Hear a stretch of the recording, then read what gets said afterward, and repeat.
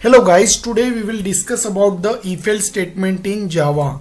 So straight away you should understand first syntax of if-else statement. So if is having the condition, that condition is enclosed in a bracket, and as you know the condition can be true or false. So if it is true it will run if statement, if it is false it will go in the else block and it will run else statement. Okay, so here it is having two types of statement, if statement block, else statement block. Previously we had seen if statement, there we were executing only if statement block, but now here if you want to run separate if statement block, means you can say true statement block and false statement block, then you have to use if else statement. So if represent true statement block and else represent false statement block. And suppose you want to calculate whether the number is even or odd number, then how you can represent in if else? Like that. So here if is containing condition, and if the remainder is 0 it will print even. So even is a true statement block, otherwise in else block it will show odd. So odd represent false statement block.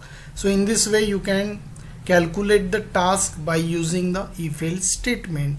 So next is flowchart of if else. So here you understood if statement first represent the condition, and the condition can be always true or false. So if it is true it represent true statement, that is if statement, and if the condition is false it will represent else statement, and in the final state there will be the end of if else. So this is the flowchart of if else. So I hope you understood the flowchart of if else statement. Now we will go in the Eclipse for the programming. So now I am in Eclipse, and here friend I declare one variable. Suppose its value is 4. Now we will check whether it is even or not. So for that we will take if statement. So what about our condition? N, because we declare the variable n. So n, here you have to use modulus operator, that is the percent symbol. 2 exactly equals to 0, means it will check remainder. Here you use output statement, then here we will print the message even. At the end give semicolon.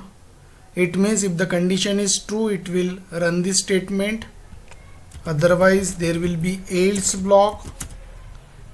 Now here this is the else body, and I just copy that statement and paste it here.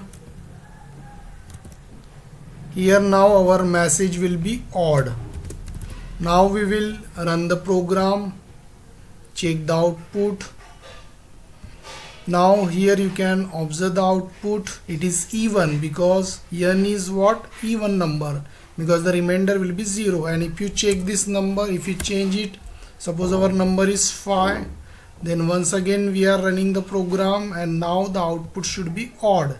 You see odd is coming. So I hope you understood this simple concept if and else. Okay, so I hope you understood this tutorial. Thank you.